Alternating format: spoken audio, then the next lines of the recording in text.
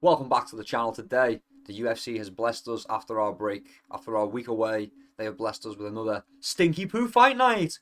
Woo! It's Derek Lewis versus Teixeira as the main event. Pretty okay fight. Just a pretty okay fight. A few more pretty okay fights throughout the card. Most of them are stinky poo. We'll get to them. We'll start off with the first fight of the night. On the prelims, we've got Fatima Klein versus Melissa Martinez. You can afford to. I know I say this a lot. You can afford to miss this fight. You really can afford to miss this fight. I guarantee you this fight is going to a decision. I think Fatima Klein's going to win by a decision. It's going to be slow. It's going to be boring. You can afford to be 25 minutes late. We'll say 15 minutes for the fight and then 5 minutes either side for the ad. For the ad reads. You could skip 5 minutes of ads, 15 minutes of boring women's MMA, and then 5 minutes of more ads. You could skip all of that and be there just in time for like Mike Davis and Mitch Ramirez walking out. Or you don't even see the walkout. They'll already be in the cage because they don't do walkouts for the prelims anymore. That'd be ridiculous. Fatima Klein's going to win by decision. She's a fair few levels above Melissa Martinez. Neither's going to get a finish though. So like I say, you can't afford to miss this one. Fatima Klein by decision if I have to pick. She's slightly better.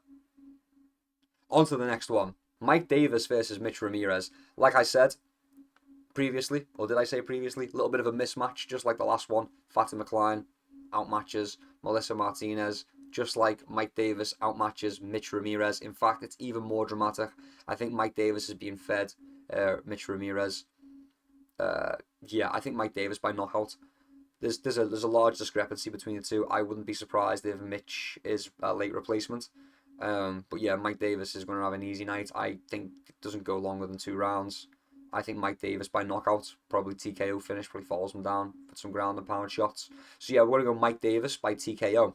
On to the next one. Now, this is one of those fights that's okay. We've got Kennedy Nzechukwu versus Volta Walker. Pretty interesting fight, right? Kennedy Nzechukwu's coming off 2 wins, finished both his opponents by knockout TKO. Volta Walker in a similar position, won his last 2 fights, both by submission. Interesting matchup. Both guys like to throw hands. Both guys have a little bit of, well, I suppose Volta Walker's got the advantage in the grappling, but both guys can grapple.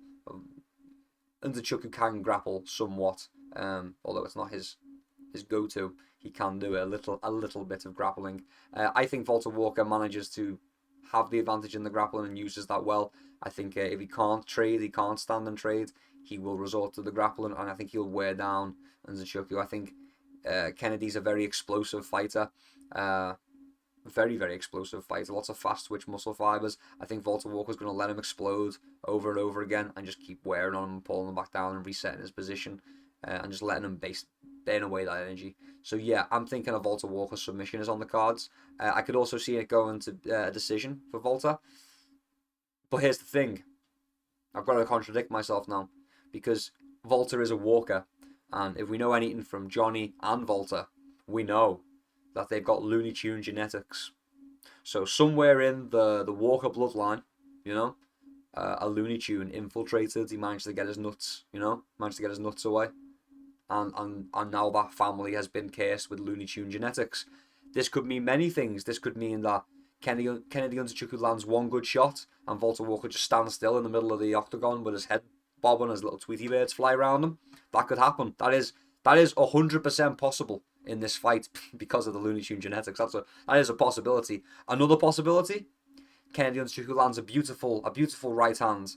Volta Walker's head flies backwards and his neck stretches all the way to the opposite side of the octagon, and just before it touches the fence, it springs back like a rubber band. Kind of like Space Jam with the stretchy. It's like that. Stretches super far, and as it pings back, they clash heads. Head clash, no contest. Maybe even a DQ. Anything could happen. Looney Tune genetics. Anything could happen, Maybe Volta Walker paints a hole in the floor. He just comes in with a paint can. Everyone's like, "What's going on?" He paints a little circle on the floor. Kennedy Nzechukwu steps up, falls right down, falls right through the hole. It was a real hole. Looney Tune genetics. Despite all of that, we're going with Volta Walker by submission. On to the next one. Bit of a strange one to see. We've got Lauren Murphy versus Eduardo Mora. I thought Lauren Murphy retired like 2 years ago. If I'm being honest, I thought Lauren Murphy retired 2 years ago. I'm surprised to see her back. I'm a little bit confused, and that's factoring in quite a lot heavily into my decision to pick Mora. I think Mora probably even gets the finish. I know it's a women's fight, and I never predict a finish in a women's fight, but I could see a TKO. Lauren Murphy is like over 40. She's like 40, 41, 42. And that's not like, oh, no one over 40. It's just rarer to see it, right? She's up in age. She's had a tough life as well. I'm a fan of Lauren Murphy, actually. The storyline and whatnot. How could you not be? I like her redemption arc. I don't know what she's doing back. I thought she retired 2 years ago. And I think she's going to get TKO'd. So, yeah, we're going to go with Eduardo Mora by TKO over Lauren Murphy. On to the next one. We've got Jake Matthews versus Chidi Njokuani. Next up, we've got Jake Matthews versus Chidi Njokuani. I want to pick Jake Matthews. He's the underdog. I want to pick Jake Matthews as the underdog. I feel like he's got the grit to kind of hang in there. He's at a massive height and reach disadvantage. I say massive. It's a fairly sizable height and reach disadvantage. I just think he's got the grit, you know? I think he's got the grit. I think he'll knuckle down. I think he'll do what it takes to survive the rounds and then wear down Chidi. But Chidi's a tough guy, man. Chidi's a tough guy. And I could see him landing the shot and just putting Matthews away. I could see the grappling exchanges possibly even going Chidi's way as well. Chidi's very explosive. I've just got a feeling about Jake Matthews. I've just got a feeling that I think he's just going to stonewall it. I think he's just going to weather the storm for the first round, maybe even round and a half. And he's just going to let Chidi kind of not tire himself out, because Chidi is got an okay gas tank as well. I mean, like, he's going to wear him down a little bit. Not get him tired, but, you know, even the playing field a little bit. I don't think he's going to be as fast as Chidi. I think he's as strong as Chidi. So yeah, I think probably Matthews is a little bit more accurate, but Chidi definitely faster, and I think he's going to try and take away that speed. Matthews is going to take away that speed just by kind of slowing down the fight and making Chidi explode, like making Chidi work. Because he's an explosive fighter. He's very, very fast twitch muscle fiber again. And I think Matthews is just kind of going to let him burn out. If that's his route to success, maybe I'm wrong. Maybe Chidi just absolutely chins him. You know, that is a possibility. But I'm going to be picking Jake Matthews. And I'm going to be picking Jake Matthews by a decision. I think he probably loses round 1. And then from round 2, he starts, you know, racking up some numbers on the scorecards. He's got that smothering grappling. You know, he kind of, every time it seems like he's going to be in danger, he might shoot, he might clinch, you know. I see that as his method of victory. So yeah, I'm going to go Jake Matthews by decision as the underdog. On to the next one. Chris Curtis versus Max Griffin. Who cares? Actually, who cares? Chris Curtis probably wins. He's slightly younger. Slightly better. Marginally better, honestly. Now, to give Chris Curtis his credit, should be in a slightly better position than what he's in now, being ranked 21st. But he's not consistent. He's good, but he's not consistently good. He loses silly decisions. He gives away positions, like foolishly. Like when he's in a good position, he'll just give that up, trying to hunt for something else, and he doesn't realize he's got it or something. Yeah. A bit of an IQ problem for Chris Curtis sometimes, but at heat of the moment, you make some mistakes. It's just he's not consistent enough. But yeah, I think he gets this. I think he gets the win here. I could see Chris Curtis by a TKO finish, to be honest. I could see them trading as well. And I said, who cares? Could be an entertaining fight if I give them the credit they do. Yeah, I could see a Chris Curtis decision, maybe a Chris Curtis TKO over Max Griffin. Yeah, we'll go with Chris Curtis. I couldn't say how. I'm going to go with the Chris Curtis decision. I think when it's a tougher opponent, and Max Griffin is at least tough, I think when it comes to a tough opponent, Chris Curtis has a hard time finishing, you know? So yeah, we're going to go with Chris Curtis by decision. On to the next one. Next up, we've got Junior Tafa versus Tuco Tokos. We're going to be going with Junior Tafa. I don't rate the Tafa brothers highly, but I'm going to have to pick Junior here. I think he's just slightly better. I think he's going to land. I think he's going to find the shot. It's funny because, you know, Junior's fighting a heavyweight. He probably should be a light heavyweight, and he's fighting a light heavyweight in Tuco Tokos. So it's going to be interesting. And despite the weight discrepancy, Junior Tafa being a heavyweight and Tokos being a light heavyweight, Tokos is actually bigger and longer in the reach. So, bit of an interesting one for you.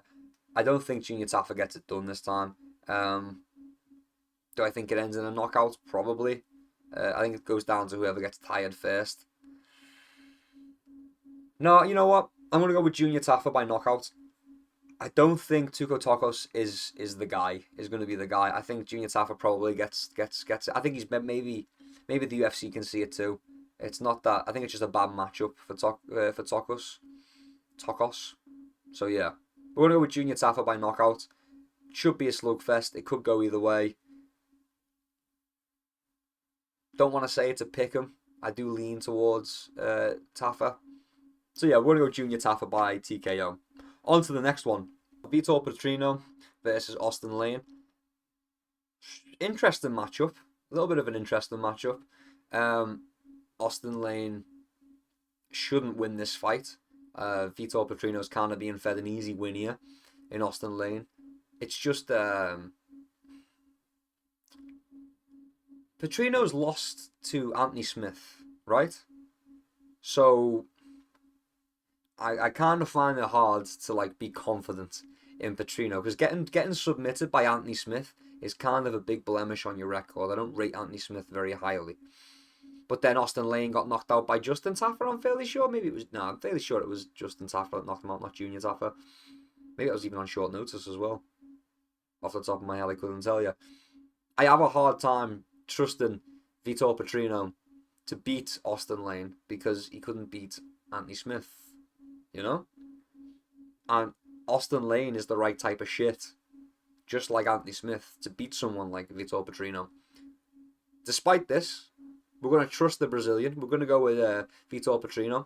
We're going to go with him by knockout. I'm liking a knockout. Austin Lane is susceptible to a knockout. He doesn't really move his head. He kind of plods forwards every fight. Very poor footwork. I mean, he's heavyweight. It's a heavyweight fight, so what do you expect? That we're all just mutants or blobs. So, you know, yeah, we're gonna go with Vitor Petrino by knockout. However, I could see Austin Lane getting the upset, but I've already picked an underdog. I've already got my underdogs selected, so we're gonna go with Vitor Petrino by knockout. On to the next one. Nate Landwehr versus Morgan Charrier. I'm a Nate Landwehr fan. Big fan of Nate the Train. We get hyped here for Nate the Train every time he fights. I'm going to be rooting for Nate the Train, and I'm going to have money on Nate the Train. But for my prediction video, I'm going to have to pick Morgan Charrier. Really high-level fighter. Decent everywhere. Decent anti-grappling, decent anti-wrestling, you know. Good kickboxing. I'm going to have to pick Morgan Charrier to beat Nate Landwehr. Look, if it goes into the third round... And Nate's not like, even if Nate is bloody, but Nate's not like gassed, then Morgan Charrier might have a bad time and there might be an upset. But we're going to go with Morgan Charrier. Probably by a decision. Nate's hard to finish. So yeah, we'll go Morgan Charrier by decision. On to the next one. We've got Calvin Kattar versus Steve Garcia. Calvin Kattar hasn't won a fight in like 4 fights. I don't remember the last time Calvin Kattar won a fight off the top of my head. Steve Garcia, on a little bit of a tear. I like the momentum. Based on the momentum alone, I'm going to be picking Steve Garcia. What can I say about Calvin Kattar? Just to keep it fair. Look, he hasn't won a fight. He hasn't won a fight in like 4 fights. I think he's done. He's being fed to a hot prospect. And I think he gets walked. So, yeah, we're going to go Steve Garcia. I think he's going to chin Calvin Kattar. I'm going to say Steve Garcia by TKO. On to the next one. We've got Stephen Thompson versus Gabriel Bonfim. Stephen Wonderboy Thompson versus Gabriel Bonfim. We're going to be going with Bonfim. I like Wonderboy. He's getting on a bit now in age. And he is, I think he probably beats Bonfim in the stand-up. Both are decent in the stand-up, but I think he beats Bonfim in the stand-up. I think Bonfim resorts to the grappling. I think eventually he gets Wonderboy down. I think he finds a submission. So I'm going to be going with Bonfim by submission over Wonderboy. Over Wonderman. Getting on a bit now. But yeah, it's got to be done. Bonfim probably gets the submission. I don't think he would even... It would be unwise for him to even stand with Wonderboy. It's... Maybe he wants to beat Wonderboy where Wonderboy's best, but you know, Wonderboy's a really good striker. He's got a really cool style, really fast style as well, really fast style of striking. Yeah, I just don't think Bonfim even bothers with it, to be honest. It would be entertaining. Maybe he gets around, you know, maybe he's like, all right, we'll do a little bit of this. I'm gonna stay safe and we'll give them a little bit of a show. But honestly, if I were Bonfim, I'd be straight on a single, straight on a double. I'd be going for trips in the clinch I'd be clinching up immediately. I'd be making it look like I'm gonna fight. I'd clinch up and I'd be going for trips and sweeps. So yeah, I'm gonna be going with Gabriel Bonfim. I'm liking a submission. I could see a rear naked choke submission. Stephen Wonderboy gives up his back on the fence, trying to get up. Bonfim jumps on it. I could see an RNC. So yeah, we're gonna go Bonfim by submission. On to the next one, and the final one, the main event, the big boys. There's been a few big boys on this card, actually, even a couple of light heavyweights and heavyweights. Derek Lewis versus Taliesin Teixeira. It's a fight night card, and whenever it's a fight night card, you know that Derek Lewis has the potential to knock somebody out. Taliesin Teixeira is on a streak right now, a very hot streak of just finishing dudes quickly. It's a tough one. Both guys knockout power. I think, 8 and 9? 9 and 8 knockouts. 9 for Derek Lewis, 8 for Taliesin Teixeira. You know, yeah. We're competing for records now. We're competing to see who can get the most knockouts, because I'm fairly sure Derek Lewis holds the record with that 9. I don't know.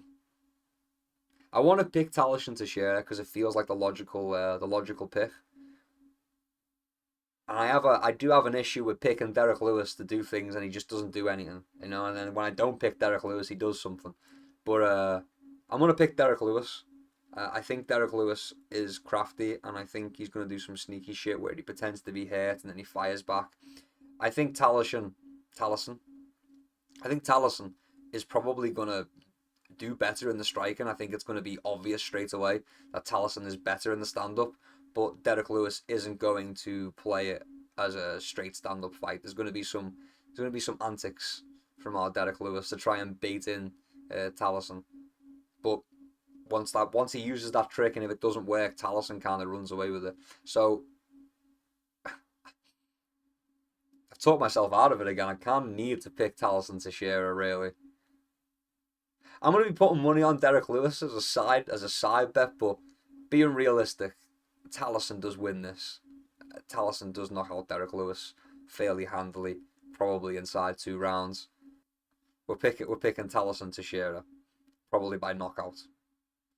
But if you enjoyed this video and you want some more awesome picks, or you want to see some more funnier content out of me, I've got other videos on the channel. You can go check them out. Please consider leaving me a like. Subscribe for more banging content. And until next time, keep your chin down and keep swinging. Peace and love. I'll see you around.